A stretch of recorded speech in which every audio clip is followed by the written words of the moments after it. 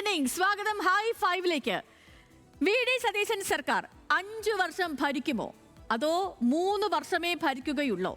ഞാൻ high five തുടങ്ങുമ്പോൾ തന്നെ ഇങ്ങനൊരു ചോദ്യം ചോദിക്കാനുള്ള കാരണം എന്താകുമെന്നാണ് പ്രിയപ്പെട്ടവർ ചിന്തിക്കുന്നതെങ്കിൽ സത്യത്തിൽ നമ്മൾ പലരും മറന്നു തുടങ്ങിയ ഒരു കാര്യമുണ്ട്. ഒരു രാജ്യം ഒരു തിരഞ്ഞെടുപ്പ്. ഈ പരിപാടിയുടെ പ്രവർത്തനങ്ങളൊക്കെ താഴെത്തട്ടിൽ സംയുക്ത പാർലമെന്ററി സമിതി നല്ല വൃത്തിയായി നടത്തി വരികയാണ്. സാധാരണ നിലയിൽ 2031 വരെയാണ് വി.ഡി. സതീശൻ സർക്കാരിന്റെ ഭരണ കാലാവധിയെങ്കിലും ഒരു രാജ്യം ഒരു തിരഞ്ഞെടുപ്പ് എന്ന വളരെ നിർണായകമായ നിയമം രാജ്യത്ത് നടപ്പാക്കുമോ എന്നതിന്റെ അടിസ്ഥാനത്തിലാണ് നിലവിൽ രാജ്യത്തെ നിയമസഭകളുടെയൊക്കെ ഭാവി. ഇപ്പോ സംയുക്ത പാർലമെന്ററി സമിതിയുടെ പരിഗണനയിലുള്ള നിയമ ഭേദഗതി ബില്ല് വീണ്ടും ചർച്ചയാകുന്നത് കൊണ്ടാണ് ഇങ്ങനൊരു ചോദ്യം ഉയർന്നു വരുന്നതും. 7 ലക്ഷം കോടി രൂപയുടെ ലാഭം ഒരു രാജ്യം ഒരു തിരഞ്ഞെടുപ്പ് കൊണ്ട് നമ്മുടെ രാജ്യത്തിനുണ്ടാകുമെന്നാണ് സംയുക്ത പാർലമെന്ററി സമിതി അധ്യക്ഷൻ പി ചൗധരിയുടെ അഭിപ്രായം. അപ്പോൾ ഈ വിഷയം തന്നെയാണ് ഹൈ ഫൈവും ആദ്യം കാര്യമായി തന്നെ പരിശോധിക്കാൻ പോകുന്നത്. വരുമോ ഒരു രാജ്യം ഒരു തിരഞ്ഞെടുപ്പ്?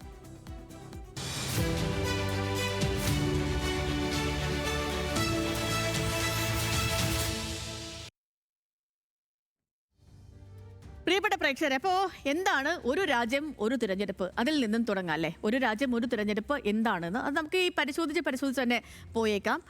ഒരു രാജ്യം ഒരു തിരഞ്ഞെടുപ്പ്. ഇപ്പം സംസ്ഥാന നിയമസഭകളിലും പാർലമെന്റിലും ഒന്നിച്ച് തിരഞ്ഞെടുപ്പ് നടത്തുന്ന രീതി, അതായത് നമ്മുടെ രാജ്യത്തെ നിയമസഭകളിലും ലോക്സഭകളിലേക്കും ഒറ്റഘട്ടത്തിൽ തിരഞ്ഞെടുപ്പ് നടത്താനുള്ള ഒരു നീക്കമാണ് ഈ ഒരു രാജ്യം ഒരു തിരഞ്ഞെടുപ്പ് എന്ന് പറയുന്ന പരിപാടി കൊണ്ട് രാജ്യം ഉദ്ദേശിക്കുന്നത്. തിരഞ്ഞെടുപ്പ് ചെലവ് ചുരുക്കുക എന്നുള്ളതാണ് ഇതിന്റെ വളരെ പ്രധാനപ്പെട്ട ലക്ഷ്യങ്ങളിൽ ഒന്ന്. അതായത് ഈ തിരഞ്ഞെടുപ്പ് ചെലവ് ന്റെ കാര്യം പറയുമ്പോൾ നമുക്കറിയാം, ഓരോ വർഷവും കോടിക്കണക്കിന് രൂപയാണ് തിരഞ്ഞെടുപ്പ് നടത്താനായിട്ട് നമ്മുടെ രാജ്യം ചെലവഴിച്ചുകൊണ്ടിരിക്കുന്നത്. ഒന്നിച്ച് തിരഞ്ഞെടുപ്പുകൾ നടന്നാൽ ഇത് ഗണ്യമായി കുറയ്ക്കാൻ കഴിയുമെന്നാണ് സർക്കാർ പറയുന്നത്. ഭരണതലത്തിലെ അസ്ഥിരത ഒഴിവാക്കുകയും ഇതിന്റെ ലക്ഷ്യമായിട്ടുണ്ട്.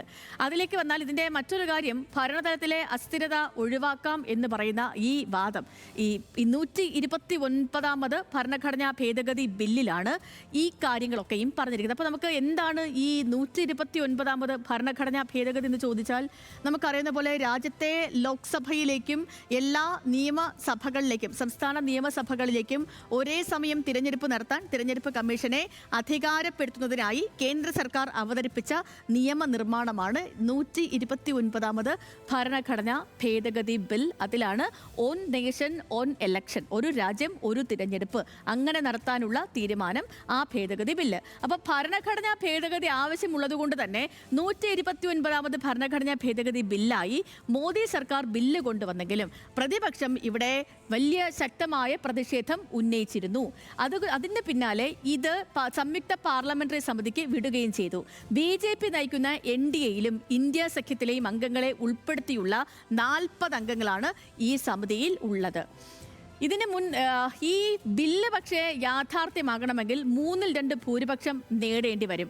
ഇപ്പോൾ എന്തായാലും ഭരണഘടനാ ഭേദഗതി ആയതുകൊണ്ട് തന്നെ 2/3 ഭൂരിപക്ഷം വേണം. അതിന് പ്രതിപക്ഷത്തിന്റെ പിന്തുണ ഇല്ലെങ്കിൽ നിയമമാക്കാൻ സാധിക്കില്ല. ഇതിലെ ഒരു പ്രധാനപ്പെട്ട കാര്യം എന്താണെന്ന് അറിയാമോ പ്രിയപ്പെട്ട പ്രേക്ഷകരെ? നിലവിൽ നമ്മുടെ രാജ്യത്തെ 17 സംസ്ഥാനങ്ങളുടെ മുഖ്യമന്ത്രിമാർ BJP ആണ്. അവിടെ തിരഞ്ഞെടുപ്പ് നടക്കുന്നത് പ്രതിപക്ഷ പാർട്ടികൾക്ക് സാധ്യതയായതിനാൽ എന്താകും ഇവരുടെ തീരുമാനമെന്നതും വളരെ കൗതുകമായിരിക്കും. അപ്പോൾ ഒരു രാജ്യം ഒരു തിരഞ്ഞെടുപ്പ് നിയമം പരിഗണിക്കുന്ന സംയുക്ത പാർലമെന്ററി സമിതിയുടെ ഗുജറാത്ത് സന്ദർശനത്തിനിടയിലാണ് രാജ്യത്തിനുണ്ടാകുന്ന നേട്ടം സമിതി അധ്യക്ഷൻ പറഞ്ഞത്.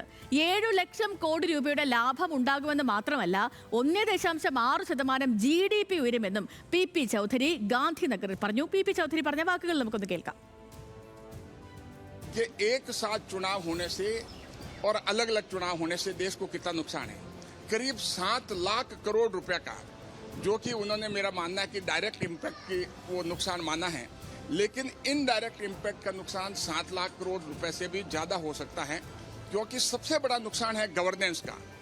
जो प्रभारी एक स्टेट से दूसरे स्टेट में जाते हैं, हमारे प्रधानमंत्री मोदी जी ने भी एक बार बताया कि मैं जब मुख्यमंत्री था तो मेरे स्टेट में चुनाव नहीं थे, लेकिन मेरे IAS ऑफिसर्स को वहाँ पर ऑब्जर्वर के रूप में दूसरे स्टेट में भेजा गया, तो हमारा काम यहाँ गुजरात में सफर किया।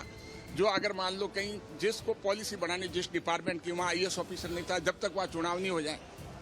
लेकिन इसको हमने उत्तराखंड में देखा, टूरिज्म अफेक्ट करता है, इन्वेस्टमेंट अफेक्ट करता है, और इकोनॉमी किसी न किसी रूप में अफेक्ट करती है, तो हर व्यक्ति इससे जो है उस नुकसान से वंचित नहीं रह पाता।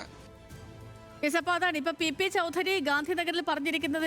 ചുരുക്കത്തിൽ ഇതാണ്, നമ്മുടെ രാജ്യത്തിന് സാമ്പത്തികമായി ഏറെ ലാഭമുണ്ടാക്കുന്ന പദ്ധതിയാണ് ഇത്. ഒരു രാജ്യം ഒരു തിരഞ്ഞെടുപ്പ് വരികയാണെങ്കിൽ 7 ലക്ഷം കോടിയുടെ ലാഭമുണ്ടാകുമെന്നാണ് പറഞ്ഞു വരുന്നത്. വിവിധ സംസ്ഥാനങ്ങളൊക്കെ സന്ദർശിച്ച് റിപ്പോർട്ടുകൾ തയ്യാറാക്കുകയാണ് നിലവിൽ പാർലമെന്ററി സമിതി. മഹാരാഷ്ട്ര, ഉത്തരാഖണ്ഡ്, ഹിമാചൽ പ്രദേശ്, ഹരിയാന, പഞ്ചാബ്, കർണാടക ഈ സംസ്ഥാനങ്ങൾക്കൊക്കെ ശേഷം ഇന്ന് ഗുജറാത്തിലെ സന്ദർശനവും ചൗധരി പൂർത്തിയാക്കും, JPC പൂർത്തിയാക്കും.